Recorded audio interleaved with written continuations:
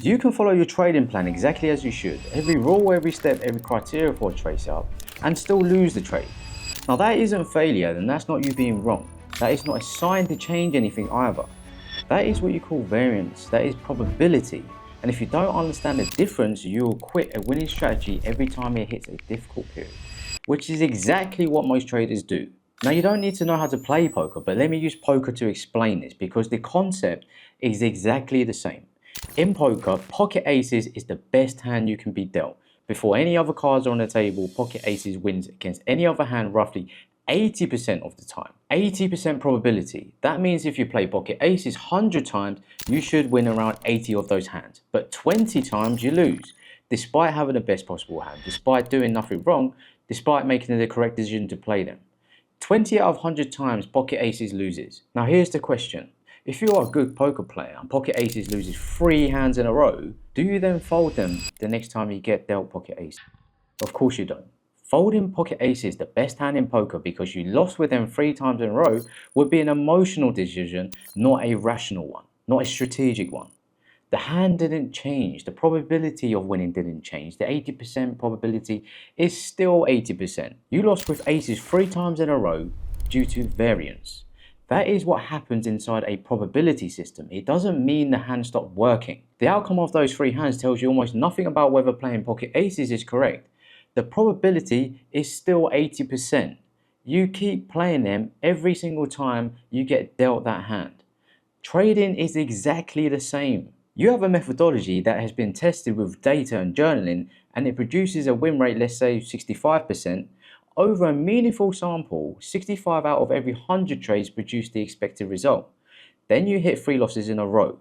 Most traders at that point think, this doesn't work. Something is wrong. Let me adjust something. Let me try something different. But what a professional trader thinks is, this is variance. This is what happens inside a probability system. 3 losses in a row with a 65% win rate is not unusual. It is actually expected to happen. It is part of the maths of what a 65% system looks like in practice over time. When you quit after 3 losses, you folded pocket aces the 4th time because you lost the previous 3 times. You didn't do something wrong by losing those 3 trades. If the process was followed correctly, the trades were actually valid to take. The methodology was applied accurately, the outcome was just the 35% probability of losing showing up. And at some point, as it always does, what would actually be wrong, the equivalent of folding pocket aces before the flop, is abandoning the methodology when it is producing losses within the expected range of variance. That is the mistake, not the losses themselves. 3 losses in a row is variance. It is the 35% probability of losing appearing. Keep going. But the part that makes variance survivable or unsurvivable, and almost nobody talks about it clearly enough, is risk management. Because the emotional response to a losing streak, the decision to quit, to strategy hop, to revenge trade, is almost always driven not by the losses themselves, but the size of those losses. Think about it this way, right? If you lose 3 trades in a row and each one costs you 10% of your account, you are now 30% down. Your account is significantly smaller. The next trade carries the weight of needing to recover that 30%. The pressure is real. The urgency to recover is real. The likelihood of making a rational plan following decision on the next trade is low. The likelihood of revenge trading, of strategy hopping, of giving up is high. Now imagine the same 3 losses, but each one costs you 1% of your account. You are now only 3% down.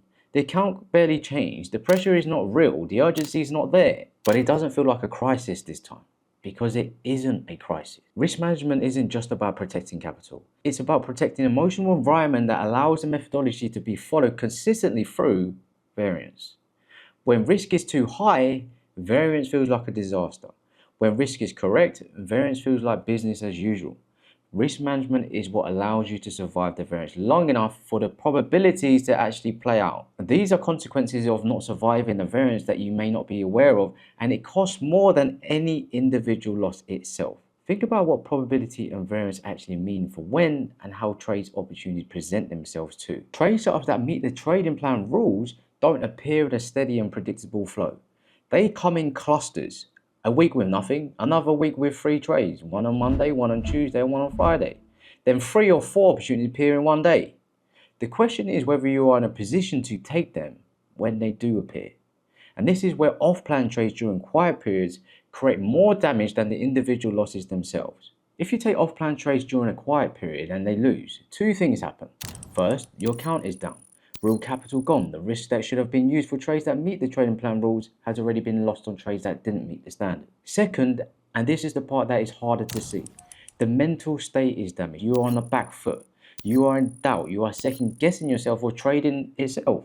Not because the methodology failed you, because you went off plan and paid the price for that. Now, a cluster of trades arrive that meet the trading plan rules, the trades you should be taking according to your methodology, the ones with the high probability, and you're facing them with a smaller account and a damaged mental state. You start thinking a loss on a trade that should be taken now doesn't feel like variance anymore. It would feel like a disaster because you've already taken a few losses before. Because the psychological position is already fragile. What was manageable, what would have been business as usual with the right risk management becomes a crisis. Not because of the methodology, because of what happened during a quiet period before the cluster of trades presented themselves. Those off-plan losses didn't just cost the trades they affected, they cost the position needed to take the trades that should be taken when they appear. And the part that is the most difficult to accept is that most traders never even get the chance to take the next trade or cluster of trades because they blew their account already or came close enough to it on off-plan trades taken during quiet periods where they just weren't patient enough. By the time the real trade setups appeared, there was nothing left to trade with. The quiet period was not a problem. It was actually protecting you. The methodology was correctly identifying that there are no opportunities that meet the trading plan rules. The next trades were coming and it could come in clusters. Those traders just didn't make it to take them trades. That is the real cost of impatience in trading. Not the individual off-plan loss, the damage that leaves a trader unable to execute when the methodology is presenting exactly what it was built to find. The patience to wait for trades that meet the rules isn't passive. It is actually active preparation. Every week you wait, following the plan, taking only trades that meet the rules, protecting the account, you're positioning yourself correctly for the next trade or cluster of trades that are coming. You just don't know when they're coming. You don't know how many trades it will be, but you know trades will come. And when they do, you need to be mentally clear, financially positioned with an account, and free from the doubt that off-plan losses create. The account must have risk to use, the mental state must be ready, because if either is compromised when the next trade arrives, the probability cannot play out. Not because it stopped being 65% probability, because the person executing it isn't in the position to follow through. Protect the account, protect the mental state, and stay on plan during quiet periods. That is not discipline for its own sake. It is preparation for what is coming. You cannot take the next cluster of trades from a position of doubt and account that is down. The quiet period is not a problem to solve. It's a period to survive. So when the methodology presents what it was built to find, you are in a position to capitalize on every single one of them trades without doubt. Now here is something that important that is easy to miss as well. Winning a trade doesn't mean you're right. Losing a trade doesn't mean you are wrong. And most traders get this backwards. When a trade wins, there is no review. It worked. Move on. The win feels like confirmation that everything was correct and you did everything as you should. But when a trade loses, there is an immediate review. Something must be wrong. The entry, the criteria, the strategy, something needs to change. But the outcome of a single trade tells you almost nothing about whether the decision was correct or not. If you took a trade setup that had a 30% probability of working and it worked, that doesn't mean it was a good trade. The 30% probability just showed up. Congratulations. But the next 9 times that setup appears, if it only has a 30% probability, 7 or 8 of them will likely not work. The FOMO trap works exactly this way. A trade setup appears that almost meets the trading plan criteria. It works once, maybe twice. The trader starts trading it because they saw it work and remember it worked. They never saw or don't remember the 8 times it didn't. The sample is too small. The confirmation bias is too strong. And if you took a setup that had a 70% probability and it lost, that doesn't mean it was a bad trade. You just experienced the 30% probability of it losing. The decision was still correct, the process was still correct, the outcome was just variance.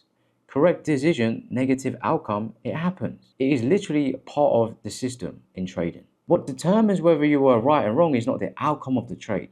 It's whether the process was followed correctly. Right and wrong in trading is about following the process, not about whether the trade won or lost. If this is resonating with how you think about losses and consistency, make sure you subscribe to this channel because everything here is built on this kind of clarity. The kind that actually changes how you trade rather than giving you another thing to add to your chart. And if you want to understand how to identify the highest probability setups, the ones that sit in the 70 to 80% range rather than 30%, go and watch the video on reading the chart, because that is where understanding what makes a trade genuinely high probability starts. Now, this is what this means in practice. The goal is not to avoid losing trades or find the perfect strategy that has a 100% win rate.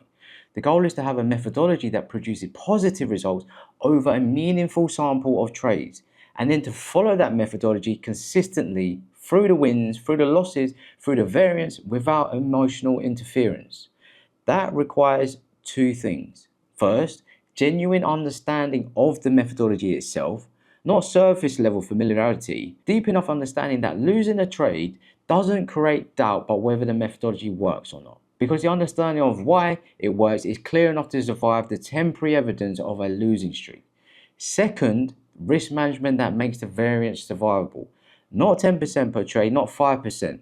A percentage that means 3 consecutive losses do not create a crisis, because when losses do not create a crisis, the next trade gets taken with the same composure as the one before. Over time, with consistent application, with correct risk, with genuine understanding, the probability plays out.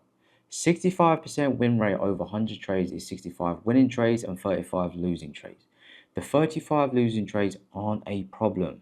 They are the system working correctly. They are the 35% doing what the 35% always does, showing up. Survive the variance, allow the probability to play out. That is the entire trading game. The methodology doesn't need to change when variance appears. The methodology needs to stay consistent so the probability has the chance to play out. Trade what you see, not what you think.